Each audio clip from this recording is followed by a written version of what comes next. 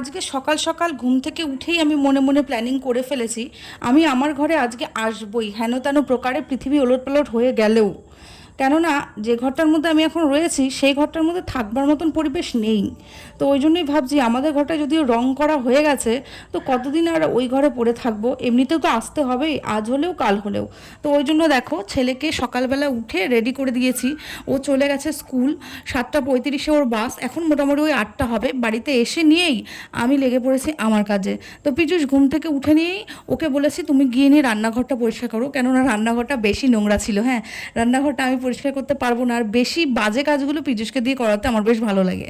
তো এইটাও যথেষ্ট হেভি কাজ, যথেষ্ট, কেননা 3টে জানলা, তার উপর তোমরা তো দেখেইছো এর আগে যে আমার এই ঘরটার মধ্যে প্লাস্টারের টাইমে সমস্ত মশলাপাতি এখানে মিক্সড করেছে। তো ঘরের অবস্থা সত্যি এটাও প্রচণ্ড খারাপ। তো ওই জন্য ভাবছি যে না, যত তাড়াতাড়ি এগুলো ক্লিন করে ফেলবো তত তাড়াতাড়ি ওখান থেকে এখানে আসতে পারবো। তো এই যে দেখো জানলাগুলোর অবস্থা ভীষণই খারাপ, ঘোলা টোলা মেরেছে সব ওখানটায় পড়েছে। আর নিচটা যদি কথা বলো, ফ্লোরের মধ্যে তো ওই মশলাপাতি রয়েইছে, তার উপর আবার রং আছে। তো রঙগুলো যদ্দূর মনে হচ্ছে উঠে যাবে।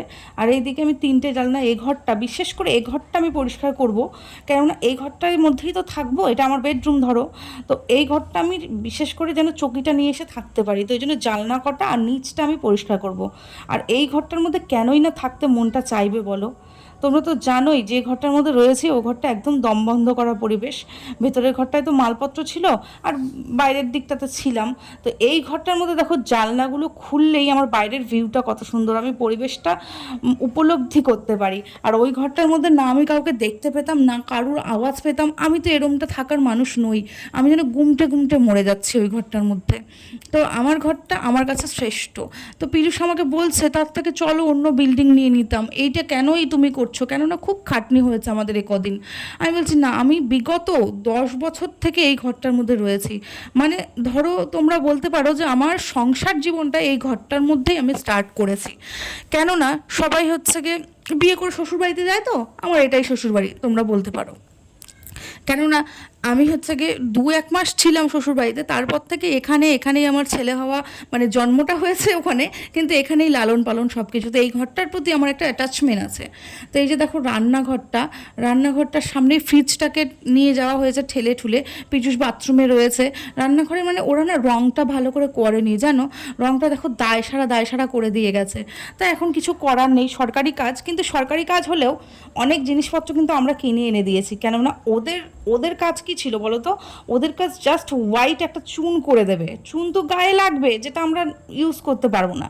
তো ওই জন্য পীযূষ রং এনে দিয়েছে 2 ধরনের, তারপর হোয়াইট সিমেন্ট, আঠা, তারপর মজুরি, ওদের একটা এক্সট্রা মজুরি দেওয়া হয়েছে, বিশ্বাস করতে পারবে না, যেটা দেওয়া আমাদের উচিত নয়।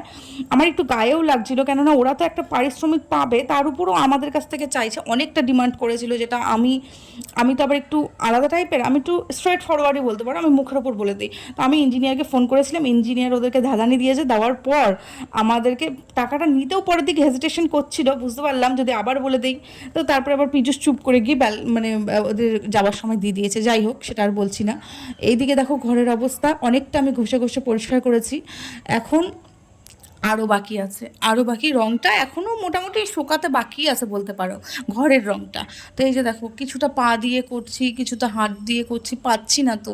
পীযূষ চলে গেছে অনেকক্ষণ হলো অফিস, এখন কিন্তু দেখতে দেখতে অনেকটা টাইম হয়ে গেছে। আমার হয়তো কাজগুলো ভিডিওতে দেখা যাচ্ছে এত ফার্স্ট, কিন্তু এতটাও তাড়াতাড়ি হয়নি আমার করতে। এটা আজকে জানো না বন্ধুরা, সারা বেলা চলে গেছে, আর আমি না খাওয়া না দাওয়া না ব্রাশ কিচ্ছু নয়। তো এই যে দেখো আমি বসছি উঠছি, কি করব, আমার তো এতটা হ্যাবিট নেই, কিন্তু আমি যে ঘরটায় আছি সেই ঘরটায় আমি থাকতে পারছি না। তো এই যে দেখো এটা আমি শঙ্কুর ঘর থেকে নিয়ে এসেছিলাম জল টানবার জন্য, কিন্তু আমি এটা দিয়ে পারছি না, মানে এটা দিয়ে জল যাচ্ছে না। তো আমি আবার ওই ঝাঁটা দিয়ে ঠেলে ঠেলে নিয়ে জলগুলো পাস করার চেষ্টা করছি সামনের ঘরটায়, যে ভিজুক, একটু ভিজে থাকলে কী হবে বলো তো, রঙগুলো তার উঠে যাবে। তো আমি সকালবেলা কোনো রকম রান্না করেছি, ওই খেয়ে দিয়ে তো পীযূষ চলে গেছে, এখন এই যে করছি দেখো জল ঠেলে চলে যেতে চাইছে, মানে দিচ্ছি আমি পাস করে, কিন্তু আবার চলে আসছে এ ঘরটা, মানে এ ঘরটা ঢালু, এ ঘর থেকে জল যেতে চাইছে না। তো যাই হোক, আজকে সত্যি কথা বলতে বন্ধুরা, সকালবেলা ডাল ভাত আলু সেদ্ধ করেছিলাম। সেই আলু সেদ্ধ ভাত খেয়ে পীযূষও গেছে অফিসে, আমার ছেলেও চলে গেছে স্কুলে। ছেলের হয়তো আসবারও টাইম হয়ে গেছে। পীযূষ এক ফাঁকে অফিস থেকে, মানে ওর আজকে অফিসে খাওয়া দাওয়া, ওর কিছু একটা মিটিং ফিটিং রয়েছে যার জন্য অফিসে খাওয়া দাওয়া। তো আমাকে এসে বলে গেল, সঞ্চিতা আমি তো খাবো না, তো তোমাদের জন্য ও চিকেন, আমাদের জন্য চিকেন আর দুই একটা সবজি টবজি এনে দিয়ে গেছে। কিন্তু আমি যে সেটাকে রাখবো সেটার মতন আমি আজকে সময় পাচ্ছি না। আমি শঙ্কুর ঘরে ফ্রিজে রেখেছি, আমার ফ্রিজটা যদিও খোলা আর আমার সুইচ বোর্ডগুলো সবই খোলা। মানে যখন প্লাস্টার করতে এসেছিলো তখনই আমাদের ইলেকট্রিশিয়ান দাদা সুইচ বোর্ডগুলো সব খুলে দিয়ে গেছে, কেননা ভেতরে বালু টালু রং মানে জল টল ঢুকে যাবে, ওই জন্য খুলে দিয়ে গেছে। এখন হচ্ছে কি আমি কিছুই করতে পারছি না। তো যাই হোক, রান্নাটাও আমি করতে পারছি না। আমি কিছু কিছু জিনিস নিয়ে আসবো ভেবেছিলাম, কিন্তু এখনও পর্যন্ত কিছুই সম্ভব হয়নি, কেননা ঘরই আমার পরিষ্কার নয়। তো এইদিকে শঙ্কুর সঙ্গে মাঝে মাঝে গল্প করছি, আবার এই যে এখানে কাজ করছি। তো একজনকে আমি, মানে পীযূষ আমাকে বললো যে একজনকে নেই হেল্পিং, মানে হেল্পিং হ্যান্ড যা বলতে পারো। তো আমি বললাম থাক, এখন হচ্ছে কি এই কাজটার জন্য নেবে, আমি নিজেই করে নিতে পারবো। কিন্তু এই যে এই মুহূর্তে এসে আমি আর পারছি না, আমার আর করার মতন ধৈর্য নেই। আমি যদি জানতাম এতটা পরিশ্রম হবে এই ঘরে আসার জন্য, তাহলে আমি একজনকে নিতাম। তো যাই হোক, তবুও কষ্ট করে জানলাগুলো, এই দরজাটা তো রিসেন্টলি লাগিয়েছে, এই দরজাটা লাগানো 2-3 মাস হয়তো হয়েছে। দেখো এই দরজাটার অবস্থাও শেষ।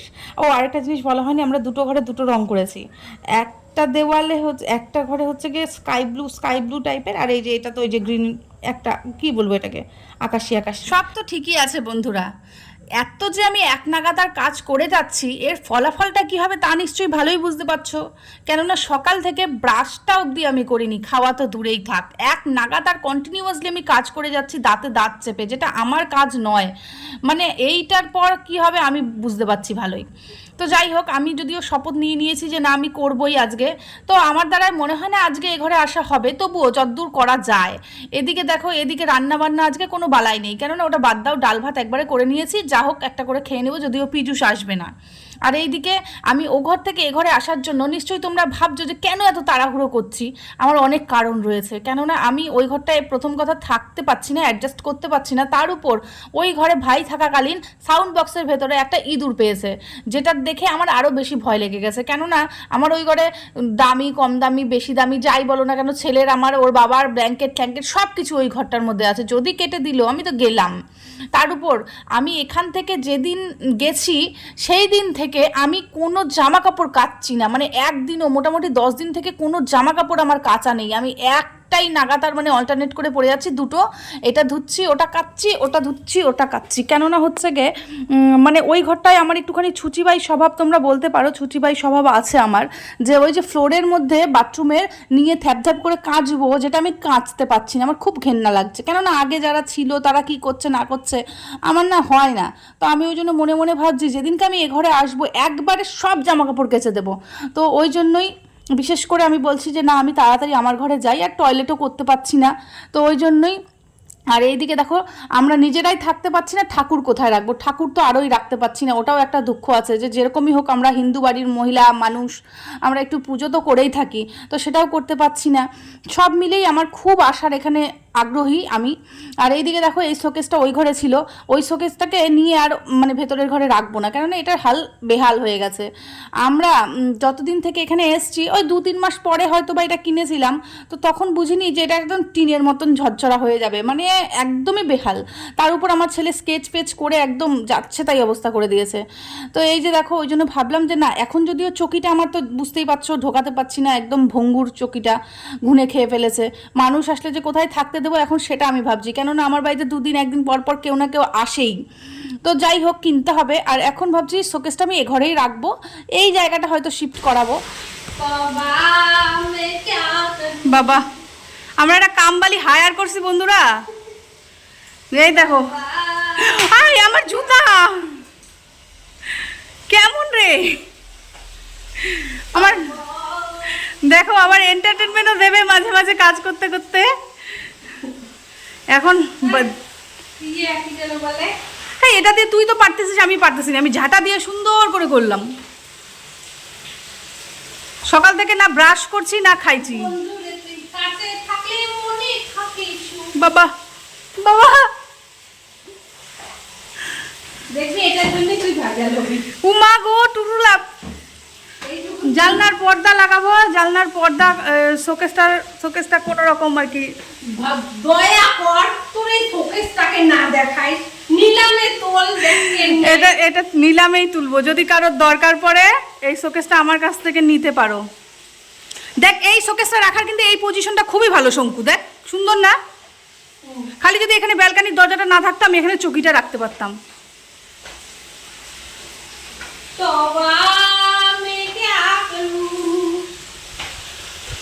দেড়টা বাজে, দেড়টা। সোনাকে চিল্লু, বানাকে চিল্লু, চিল্লু না বাবা, থাক অনেক চিল্লা ফেলে।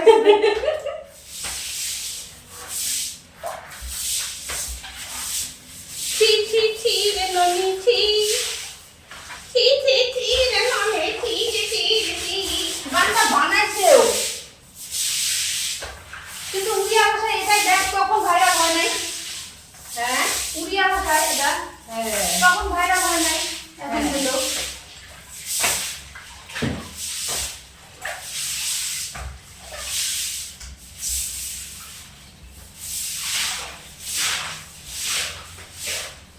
হায় রে কি কষ্ট রে, মারা তো কষ্ট রে। এখন খেলাটা দিয়ে টান, তারপরে শুকাইতে দে। কিটা দিয়ে টানবো? ওই যে খেলাটা দিয়ে টান।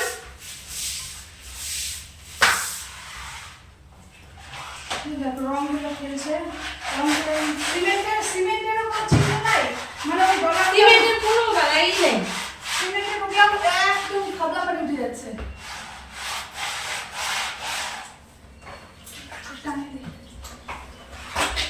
জলটা লাগবে। জানা মাল একদম সুন্দর করে করছে, সুন্দর।